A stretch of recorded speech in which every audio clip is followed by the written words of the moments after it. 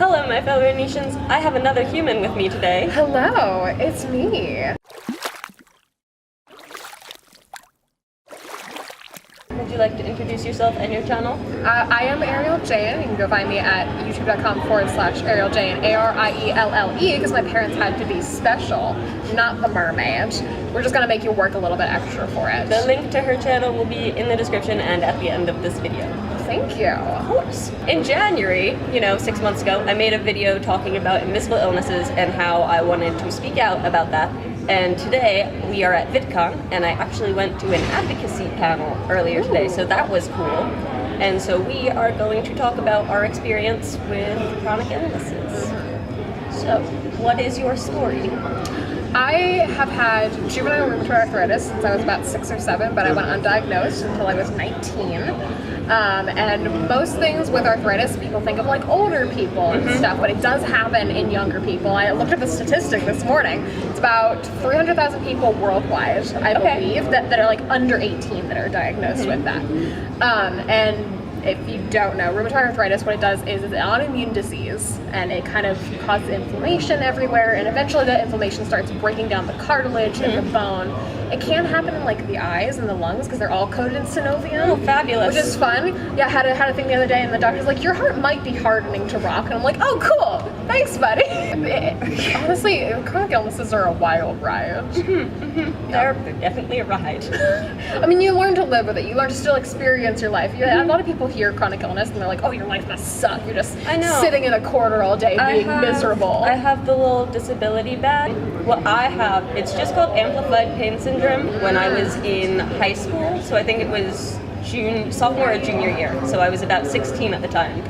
And essentially what it is my nerves are hypersensitive or something. And so my joints are in like constant pain when they shouldn't be. So you would think like if you go running, it makes sense that your knees hurt. Yeah. Your entire body shouldn't hurt if you're not running and not exercising. So if I walk too much or I stand too much, my body just like aches.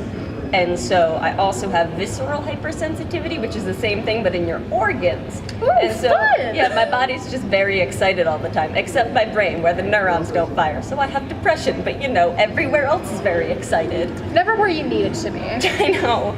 So what was your diagnosis process like? Because obviously you were dealing with it for a long time before you were diagnosed, and then I had this for a while before it was finally diagnosed. So were you misdiagnosed at all, or what was the process like for you? When I was about 7 or 8, I did competitive dance for 15 years. Oh nice, I was a competitive gymnast. My specialty was tap. Nice. And I always wanted to do like the cool they have like palm and stuff for cheer. I did cheerleading for like 2 years. It was a disaster. I was not a cheerleader. But we did the more like not the school cheerleading, like more the gymnastics cheerleading. I mastered a cartwheel. Nice. And that's about it. They're just like, we're just gonna plop you in the back here.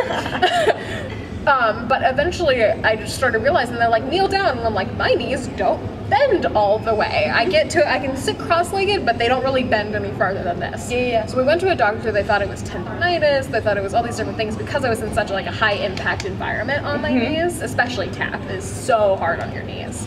But they saw something like fuzzy behind me, and they're like, we think it might be arthritis.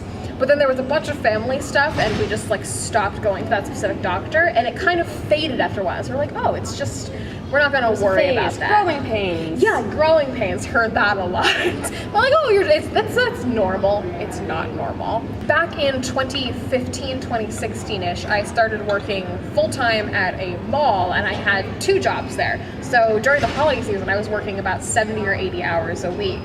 And I started, it started just gradually, and you're like, okay, you're on your feet that long, your feet are gonna hurt. I mean, it had faded, I still had flare-ups in between, but I just put it up to dance. I mean, you're in a high-impact environment, things are gonna hurt. But then I was on my feet that long, it just within 3 months, progressed from my feet hurt to I literally can't stand up. Yeah. I was putting my full body weight on the counter. I mean, I worked at a cafe. You can't just stand still.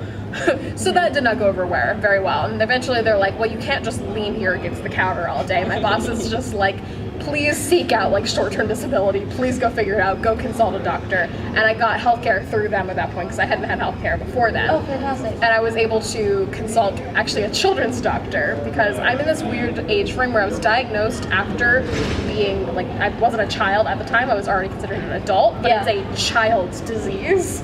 So fun in between periods. Yeah. So we went through that process, and I actually have what's called seronegative arthritis. So it doesn't show up in my blood work.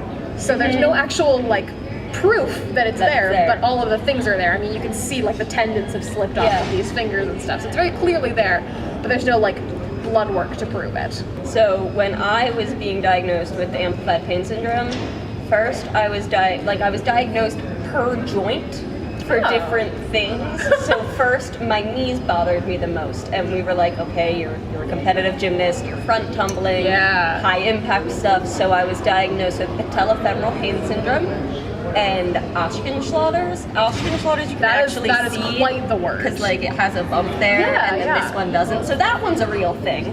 But the other stuff might not have been. And then I had severs in my heels, and I tore a ligament in my elbow, and then it's like been weird whenever it rains.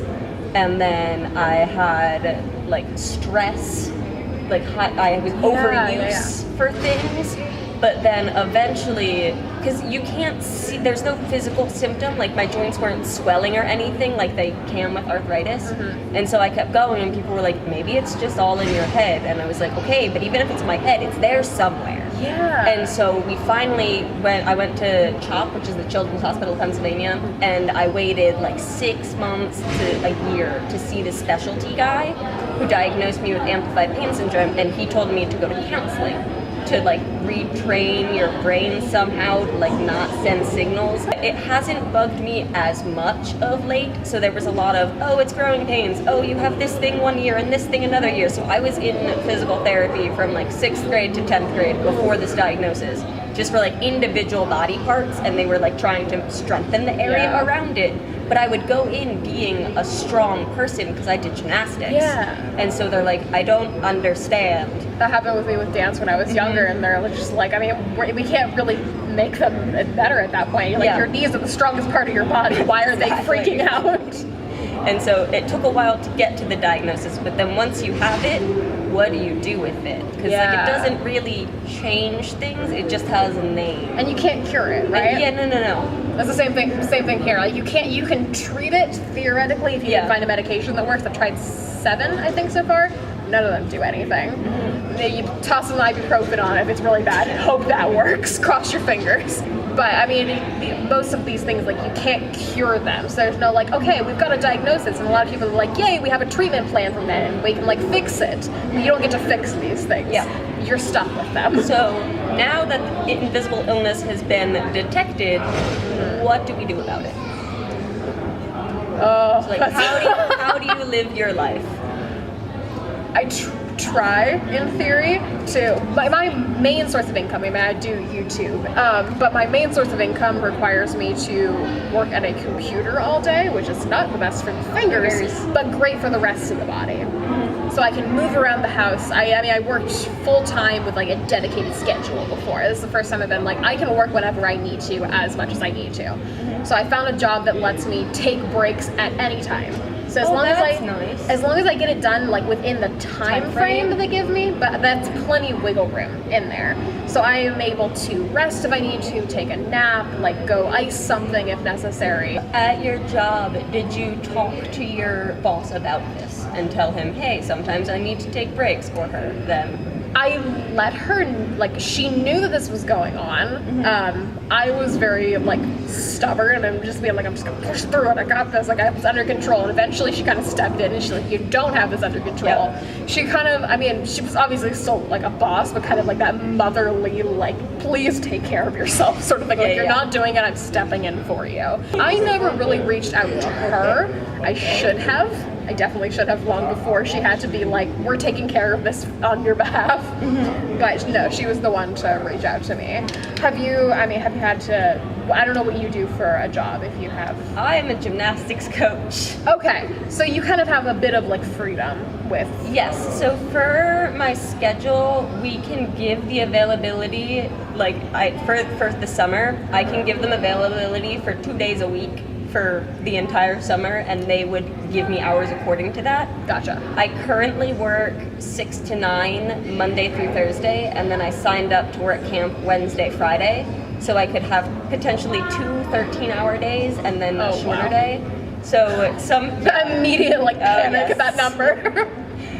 It's a lot of time at the gym, and then obviously I'm like lifting children and helping them not die. Not great so for your joints. What I do is not good. I attempt to push myself through the entire day, and then I take a bath when I get home. Oh, or I'll take so pain nice. meds, or I'll heat or ice or something to try and like calm down, or even taking a Benadryl occasionally, just to help you fall asleep if you're in pain, and taking pain meds. But it's a weird thing because, like, what do you do for it? You can't just say, oh yes, I need to go sit down every once in a while. Because we have a saying at our gym that if a kid gets hurt while you're sitting down, you don't have a leg to stand on in a lawsuit. So we have to be standing, we can't be leaning up against somebody, especially because there's so much stuff going around in gymnastics and in the gymnastics world. That's a really hard position. So if a kid gets hurt, we are required to say where we were, what was happening, and give a story and be like, I'm not actually responsible for this. It's the sport that's responsible, not the person. So I'm also a English tutor at my school, so that's nice because I get to sit down. So I definitely go for that one. I think that's hard for a lot of people who don't experience that to understand. Especially if you don't have a physical sign of it. Like if you're in a boot, people understand, oh, they hurt their foot. There were so many people, I had a full ankle boot for a while because my doctor thought that would help. It didn't. But he still just wear it anyways, which just made things harder. That was at a point where I'm it sucked and I was in pain, but it wasn't the most debilitating thing that I've experienced. And so many people were like, hey, how can I help you? Going to the grocery store, somebody's like, do you need me to go run back and grab that for you instead of grabbing it yourself? And there have been days where I am shriveling up and dying on the inside from pain, but you can't see it. And some people are just suck it up. I don't see it, so clearly it's not happening. It's like when people ask you to make a change and you're trying, and they say, you're not trying because I don't see anything different. And you're like, ugh. I hate when you go through an entire day and you try your hardest not to complain about something, and then you mention one thing and someone goes, you're always talking about yourself or always complaining. Yes. I've had some experience of friends meaning the absolute best, and they're like, hey, let me know if something hurts, and how do I explain to you that something's hurting at all times? I don't want to be poking at you and be like, hey, by the way, this thing started hurting right now. And then I'm I appreciate the support, but there's nothing you can really do to help me. So if I need to sit down for a second and we're out somewhere, definitely I'm gonna tell them hey, can we just chill out for a second? But they're like, oh, if you've been in pain, we should have done it's always going to be there. You can't hurts. Fix it. I appreciate it. It's like a background hum. There's always something back here. I'm curious, have you ever had any experience of people being like, oh, you're faking it? Oh, yes. Oh, yeah. Or oh, you're just trying to get out of this thing. And I'm like, look at me. Do I look like a person who's trying to get out of something? I am this tiny human who is throwing myself in a highly competitive sport. And you think I want to get out of gym class? I go hardcore in gym class to beat all the guys if I can, to show them that they are not actually the best. That's just in their head. But oh my goodness, I hate when people say, well, you don't look hurt, so you're faking. You look fine. You look fine. I had a handicap tag for a while, but I got so much crap from people when I'm getting out of the car. And I don't know how to explain to you that I might be totally fine going into the grocery store, but by the time I get out of the grocery store, because I've been walking around with the cart, I'm not going to be able to go all the way down to the parking lot. And they're like, well, you just got out of here and walked totally fine into the grocery store. I'm like, but I'm not on the way back. And even if I did walk perfectly fine on the way back, you can't tell what level of pain I'm in. You can't tell what's going on. If you see somebody getting out of a car in a handicapped parking space and you don't think they belong there, mind your business. People think that people with mobility aids can form a sentence. They think that mobility aids are a hindrance to us.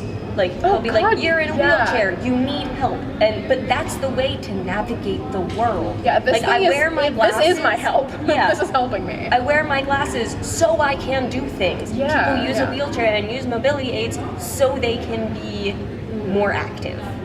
Or active in an easier manner, or active without pain. because some people get on others if they have a cane or a crutch and they don't use it all the time. They still need it when they're using it. Yep. Like they're not faking it. I can go from wearing stiletto heels one day to having to put like my full body weight on a cane the next. Like it is such a wide like variance of experience. You never know what's gonna set it off. So it's like, well, you were wearing heels yesterday. I'm like, yeah, but today this is happening. Hello, flare up. Know your body, trust your body, but sometimes wear heels because they're cute. And just ignore other humans. Yeah. So honestly, the moral of the story is stay in your lane. Mm-hmm.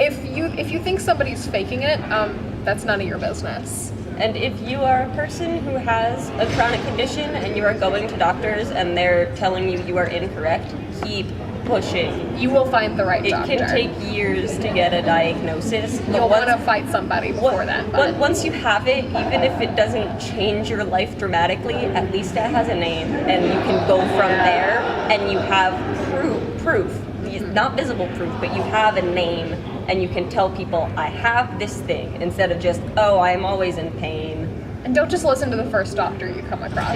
Get second opinions. Yeah, absolutely. Especially there's a lot of doctors who will think it's something and they're very set in that answer, and they might have proof of something else, but they're like, no, I'm right. This. And they're gonna ignore everything else that comes along with it. And sometimes you can have a variety of symptoms, so you might have like head pain, stomach pain, and joint pain. If you go for the things individually, it might lead to individual diagnoses, but there might be a bigger picture. Make a list. So try and figure all that out. Keep track of dates and things you've tried and things that have failed, things that have maybe worked, and give that to somebody in the medical field. Give it to like your GP and be like, I need help. Here is this list. Do you have any ideas? Don't just go to Google. And you keep dates and keep track of the meds you've taken and why you've stopped certain meds. Like if there was an interaction between other ones, or if it made your stomach hurt, if it made you have suicidal thoughts. Like keep track of things and keep going until you get some sort of answer. Yeah. Because odds are there is an answer. You just have to find the person who knows what it is. Exactly. 100% agree. I don't believe I do. I think you wrapped it up perfectly. Like just put the little bow on top. Fantastic. Moral of the story. Stay in your lane, file everything, save everything. Yes. Keep finding doctors until you get the answer that you're looking for. Perfect. If you enjoyed this video, please give it a thumbs up. We are going to go make a channel on Arielle's channel, so the link for that will be in the description, and it will be hovering over her maybe. If you'd like to subscribe to me, you can click on the button over here-ish. And as always, thanks for watching. Bye!